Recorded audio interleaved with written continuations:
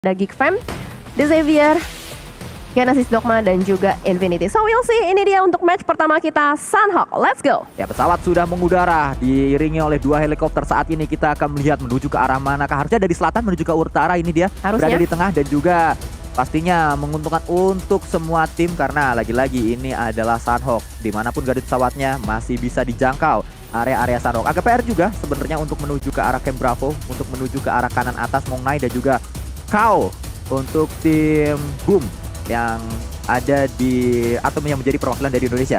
Ini adalah Sunhawk di match yang pertama. Harusnya ada yang nggak main sih, Jel. Grup yang nggak main. Betul. Ya, berarti Boom nggak ada. Aman berarti. Boom, Beacon sama SLD itu nggak ada. Jadi di bagian Kao itu bakal kosong. Terus juga di area SLD Camp Charlie juga bakal kosong. Lalu tadi siapa lagi? Beacon Time. Beacon Time itu dia diambil di area sekitaran scrappingan Nakam, Painan dan sekitarnya. Jadi harusnya NFT aman, nggak ada Beacon Time. Walaupun memang yang ngisi sekarang makin banyak lagi. Tapi memang zona ke arah bagian bawah, ke area pulau dari Charlie. Sebenarnya ini kesempatan besar untuk NFT bisa mendapatkan winner-winner chicken dinner. Dan bahkan dari Alter Ego juga tadi kita melihat kayaknya nggak terlalu banyak halangan. Dari BN pun tidak ada juga. Tapi ternyata Sam9 sudah mendapatkan satu mangsa di bagian depan sana. Vampire Ravenclaw. Sang IGL dari Vampire langsung dipulangkan. Ya, menjadi sangat menarik kalau kita lihat karena di awal-awal ternyata sudah ada fight yang terjadi. Kita berpindah menuju ke arah yang berbeda. Ini adalah Deb, pemain dari Sam9 Gang, pemain yang berulang kali menjadi last man standing untuk Sam9 Gang. Kita berpindah kembali menuju ke arah Lamborghini. Xavier di season kali ini mereka datang sebagai juara bertahan karena kita tahu bersama terakhir kali PMPLC diadakan itu diadakan di Malaysia dan yang juara adalah perwakilan dari Vietnam, Xavier. Pemain-pemain mereka tidak berganti di season fall, tidak berganti juga untuk di PMPLC season fall kali ini. Ya. Kita akan lihat, tapi Xavier bedanya mereka di season spring kemarin dan season fall. Di season fall sedikit bisa ditanggulangi nampaknya empower dari pemain-pemain Xavier karena di season spring kemarin. Kalau kita lihat Xavier nembak selalu headshot. Ya. Di season kali ini nggak kelihatan lagi yang kayak gitu, nggak kelihatan lagi Frankie yang nembak selalu dapat knockdown. Hal ini yang nampaknya perlu kembali diasah oleh pemain-pemain dari Xavier. Kita berpindah menuju ke arah Logan dengan Thompsonnya tidak memiliki helm, hanya fast level 1 yang diandalkan. Di depan sana ada pemain-pemain dari negara Malaysia atau tim negara Malaysia yaitu DBD. Datang 2 playernya menuju ke arah satu batu. Mela masih cukup jauh berada di belakang dan sulit untuk membackup. Lagi-lagi Infinity melakukan split yang nggak nanggung-nanggung ya. Benar-benar saling berjauhan satu sama lain. Bahkan ini bisa dibilang super minimalis looting yang dimiliki oleh seorang Logan. Tidak ada helm, tadi sudah dibahas oleh Sunsquid juga. Bahkan first aid juga tidak ada. Ini kalau misalkan dia kemakan beberapa damage dari granat yang sudah dilontarkan, ini bakal menjadi malapetaka juga pastinya dari seorang yang sudah mulai sadar dengan keberadaan hal tersebut. Langsung dimajukan tapi Nuzi make a play. Oh my god, lihat setup dari Nuzi, positioning Nuzi untuk melakukan backup fire dan ngebait player-player dari DBD untuk keluar dari sarangnya. Ini benar-benar amazing banget dan outplayed banget, gila Infinity. Ya, kembali kita melihat bagaimana ada daya magis yang ditunjukkan oleh player bernama Nuzi. Player dengan nama asli Sikari Noparat ini selalu memberikan sebuah kejutan-kejutan di in-game-nya.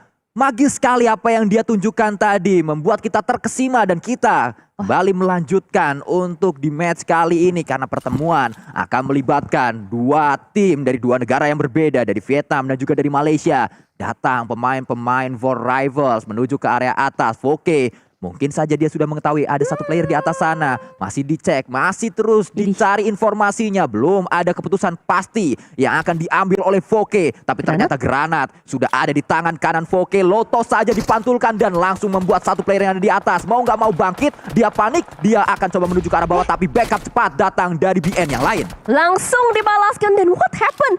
Malah Capone yang berhasil untuk mendapatkan satu player For Rivals tersebut. Dan ini membuat For Rivals berada di posisi yang sangat berbahaya karena 2 player mereka sudah tumbang. Membuat dari BN United mendapatkan celah, mendapatkan entry untuk masuk ke dalam, menguasai area rumah-rumah yang sudah dikuasai oleh For Rivals. Wow, ini benar-benar malapetaka. Bahkan Epi pun tertangkap dengan sangat mudah oleh seorang Batman. For Rivals satu persatu player-playernya terpotong. Ya, ini adalah kabar buruk untuk perwakilan Malaysia karena kalau kita lihat ternyata Baonam Mereka memberikan satu setup yang sangat-sangat baik sekali. Cijel bisa di backup dengan mudah oleh angle-angle yang lain. Kembali kita melihat perwakilan Vietnam yang lain, Box Gaming yang saat ini sedang bergerak. Ada satu tembakan datang dari Genesis Dogma harusnya, karena terpantau yang dekat dengan Box saat ini adalah satu player dari Genesis Dogma Kids. Yap, dan ini ada di area sekitaran dari Quarry harusnya. Dari Box pun sudah mulai melakukan pergerakan kembali. Kayaknya udah mulai pada berlomba-lomba ya untuk cepet-cepetan masuk ke arah Pulau Charlie. Karena tadi memang circle-nya agak menyebalkan, memakan sekitar 40% dari perairan atau lautan. Dan membuat banyak sekali tim berupaya untuk nyebrang terlebih dahulu. Karena khawatirnya adalah nanti ketika mereka terlambat untuk bergerak, itu akan sudah ada banyak sekali yang nungguin di bagian dalam.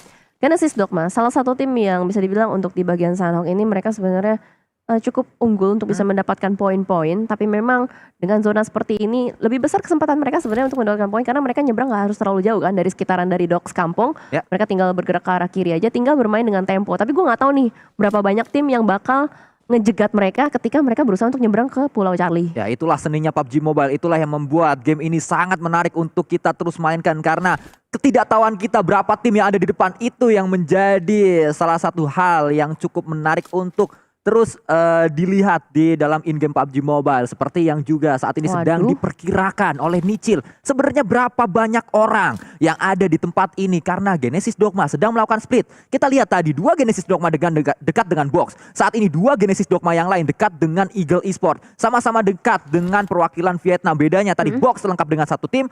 Saat ini Eagle juga lengkap dengan satu tim. Genesis Dogmanya sedang separuh-separuh. Separuh-separuh. Tapi memang ini posisi yang susah sih. Karena mereka terjebak di bagian sekitaran dari Docks ya. Sementara dari Eagle Esports itu kan turun dari bagian kampung. Dia ngambil ke arah bagian bawah. Mungkin mereka sudah mapping juga karena mereka sudah tahu kebiasaan dari Genesis Dogma adalah mengambil area ini. Makanya mereka langsung melakukan setup. Sementara kita melihat tadi ada Alan dan juga Nicil yang membawa sama-sama masing-masing 5 first aid. Apakah mereka bakal menjalankan kembali tactical healing staycation? Atau mereka akan menjalankan tactical baru. Tapi yang pasti di area yang berbeda juga kita melihat dari Buriram United sudah mulai bergerak maju dengan dua orang, Tiger dan juga My Name P. Menuju ke arah bagian depan ada Soas yang sudah mulai menyadari hal tersebut, sudah mulai dimasak juga sebuah granat. Tapi Tiger X granatnya nyampe duluan daripada Soas. Ya, itulah yang terjadi. Bahkan kembali kita lihat saat ini Buriram datang dengan gagah berani. Mereka melakukan tembakan demi tembakan. Confirm elimination didapatkan. Menuju kembali ke point of view dari pemain Buriram yang lain. Saat ini satu pemainnya yaitu My Nampi sedang coba untuk cari informasi terlebih dahulu. Fight yang terjadi tidak selesai Cijel. Justru Buriram terkesan mereka hanya menunggu saja dan terkesan akan mundur. Di saat Box juga coba untuk menjauh dari tempat kejadian perkara. Ini menarik ya kalau kita lihat, kayaknya mereka sama-sama langsung mengambil inisiasi untuk disengage, tidak mau mengambil resiko lebih juga. Apalagi dari Buriram ini adalah salah satu tim yang menurut gue pribadi ketika mereka melakukan rotasi juga cukup baik. Dari cara mereka melakukan rotasi dan bagaimana cara mereka sudah mulai masuk ke dalam area Camp Charlie, ini juga menjadi satu hal yang patut di highlight juga karena mereka turun di area sekitaran Lakawi harusnya ya. Tapi gue nggak tahu dengan garis pasal seperti tadi apakah tadi mereka mengambil area Lakawi atau tidak. Sementara bergeser juga ke arah 2E atau Eagle Esports. Mereka masih berlari-larian juga, cukup damai dengan 9 first aid kit. Kayaknya Eagle sama Genesis Dogma ini satu jalur deh. Mereka kayaknya sama-sama mau melakukan healing. Ini siapapun yang dapetin satu sama lain, ini bakal dapetin jackpot sih. Ya, healingnya akan langsung banyak Cijel. Terlebih lagi kalau memang yang menang akhirnya adalah Genesis Dogma. Karena Eagle-nya ini kalau kita lihat berempat, Genesis Dogma-nya hanya berdua. Berarti kan dari segi looting dan juga dari segi tas yang dibawa oleh player dari masing-masing tim lebih banyak punya Eagle.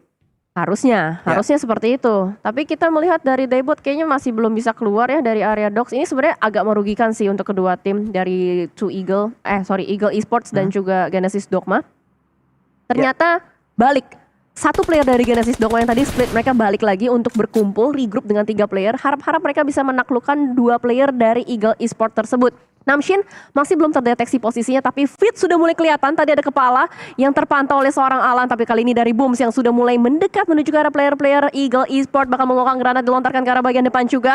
Harap-harap bakal connect, tapi nampaknya masih belum cukup. Ya, masih belum ada satu granat yang mampu untuk menumbangkan player-player tersebut. Dan kita melihat untuk saat ini bahkan berada di arah yang sama. Chua akan coba melakukan close combat dan satu S12K berhasil untuk mendapatkan Chua. Ini adalah hal yang sangat baik untuk Genesis Dogma Gates. Alan mendapatkan satu knockdown. Dia bisa melakukan healing terlebih dahulu.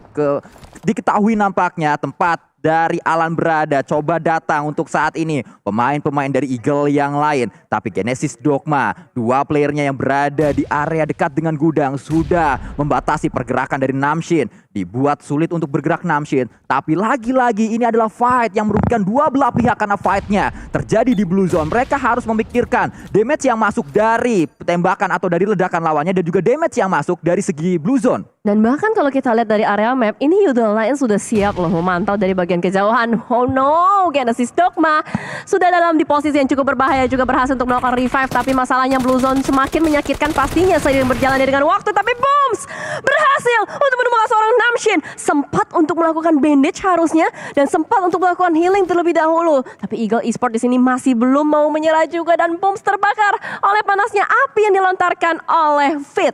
Ya, kalau fightnya terjadi dengan cepat, ini bisa menguntungkan salah satu tim. Tapi fightnya sangat lama, Cijel.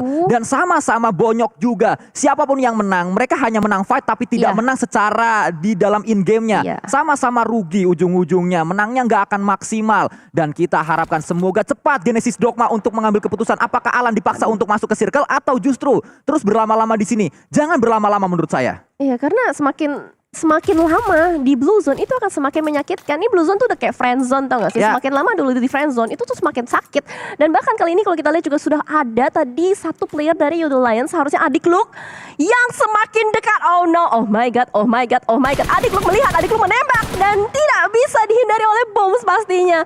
Memang masih bisa di counter oleh seorang Alan, tapi terlambat untuk seorang Alan untuk melakukan backup. Satu player dari Genesis Dogma tumbang, berarti ini membuat PR baru lagi untuk Genesis Dogma. Semakin sulit keadaannya untuk Genesis Dogma, semakin sulit karena datang tim asal Malaysia yaitu Yudu Lion menuju ke tempat pertarungan saat ini. Daybot juga hanya menyisakan 2 first aid, masih bisa untuk melakukan sebuah counter shoot menuju ke arah pemain-pemain Yudu. Dan akhirnya Alan kembali menjadi nama yang menjadi pahlawan untuk Genesis Dogma. Alan datang, tapi Alan saat ini berhasilkah untuk menyelamatkan rekan-rekannya, karena dia tadi kalau kita lihat ngacir dengan kendaraan. Dan kembali Alan, nama yang sama, nama yang menjadi pemeran antagonis untuk berbagai tim di tempat ini. Mantap sekali tembakan dari Genesis Dogma ini terus mengumpulkan poin pastinya untuk mereka, walaupun mereka cukup lama di bagian blue zone.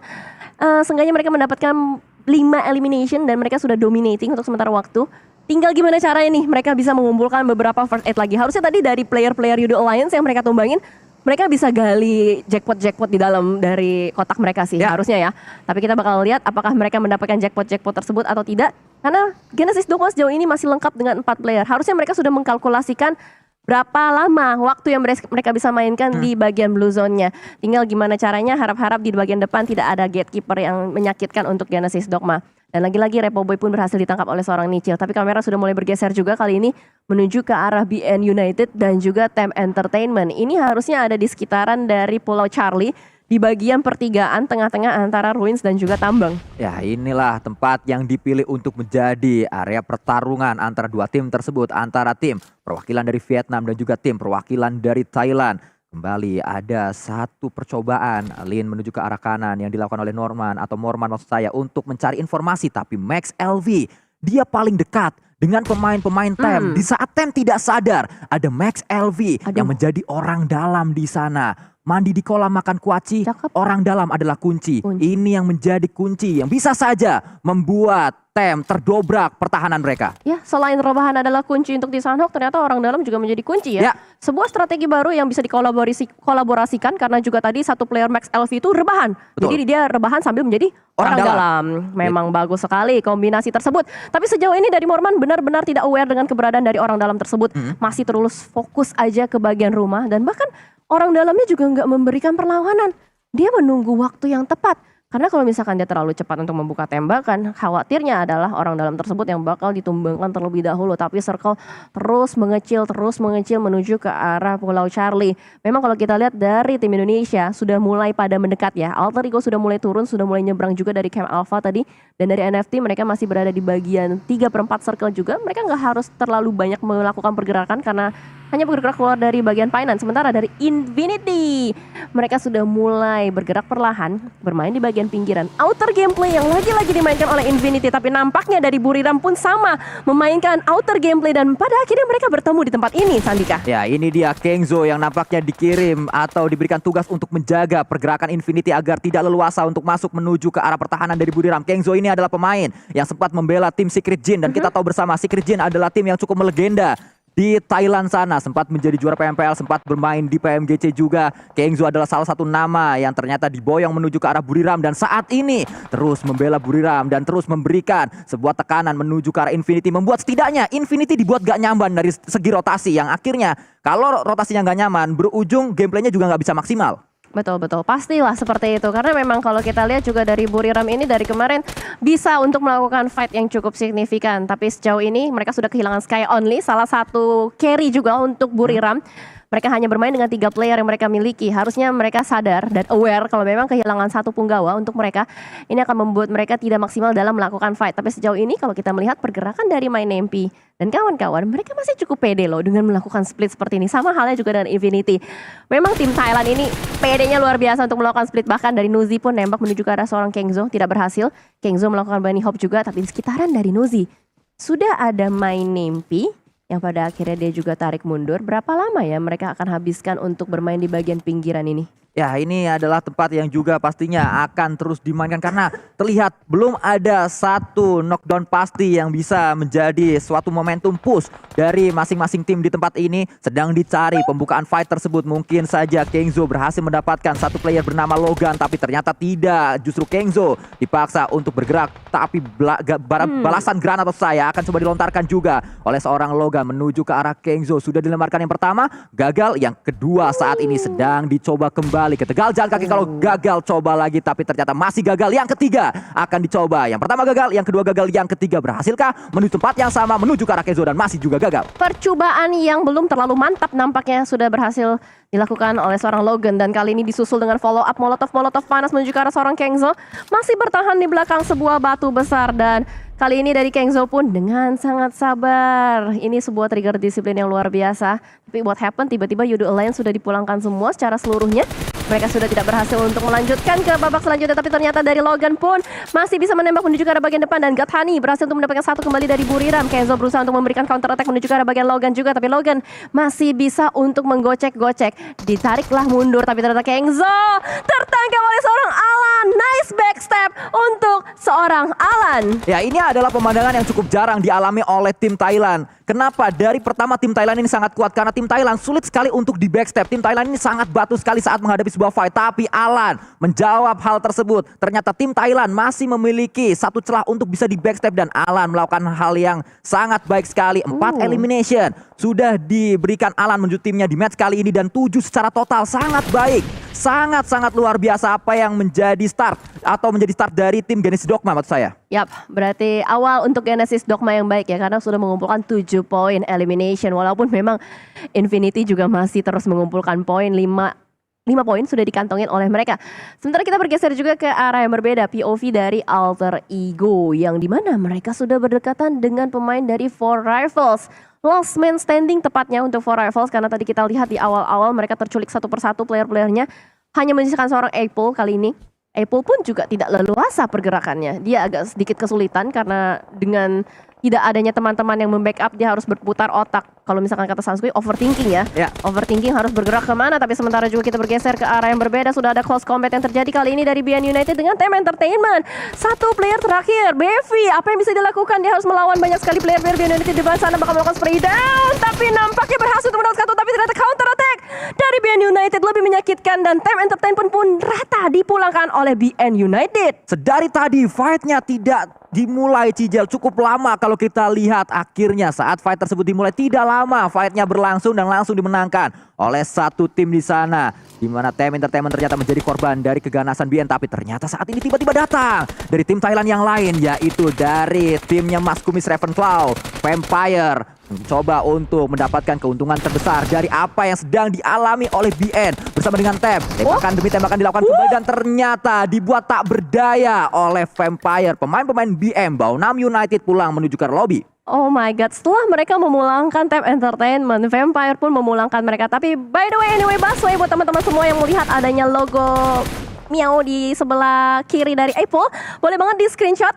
Ya sudah hilang. Pokoknya tadi boleh dimundurin, di screenshot, lalu diupload ke sosial media, di tag Instagram dari PUBG Mobile Esports.id, dikasih hashtag be the one juga ya. Ya, bisa kalian lakukan hal tersebut karena itu adalah Miao yang sangat lucu sekali untuk kalian ikuti dan juga hadiahnya banyak. Harusnya, karena selalu ada kejutan dari PUBG Mobile dan juga Realme. Tapi ternyata ini, what?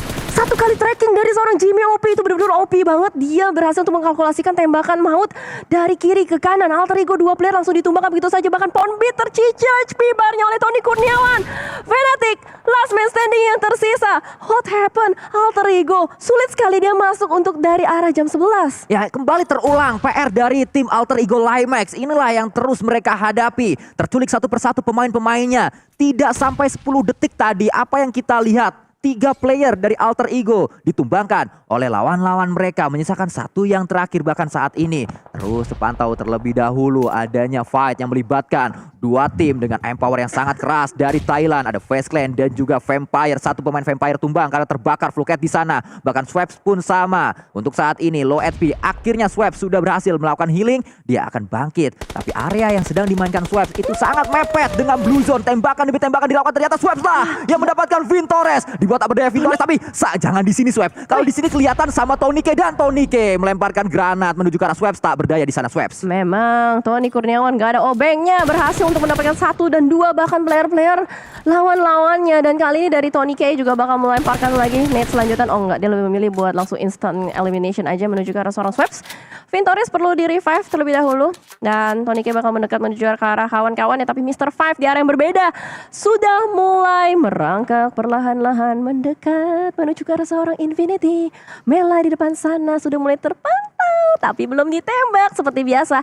Cari momentum terlebih dahulu, dan itu dia tembakan maut dari seorang Mr. Five bakal langsung menumbangkan seorang Mela dan juga Logan yang tidak berhasil. Tapi ternyata Logan lebih menyakitkan, tembakan ini juga bagian depan dan bahkan follow up dari Tony Kurniawan again.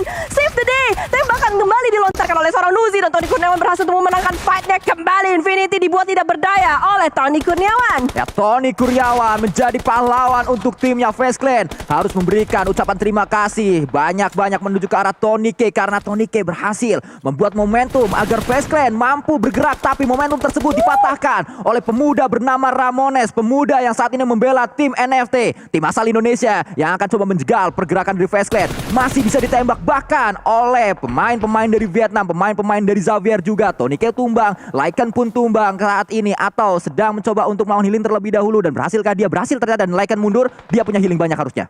Kita tidak tahu ada berapa banyak healing yang dimiliki oleh Lycan, tapi yang pasti itu adalah sebuah pergerakan yang udah pasrah banget sih. Dia udah gak bisa maju ke depan, soalnya maju kena, mundur kena.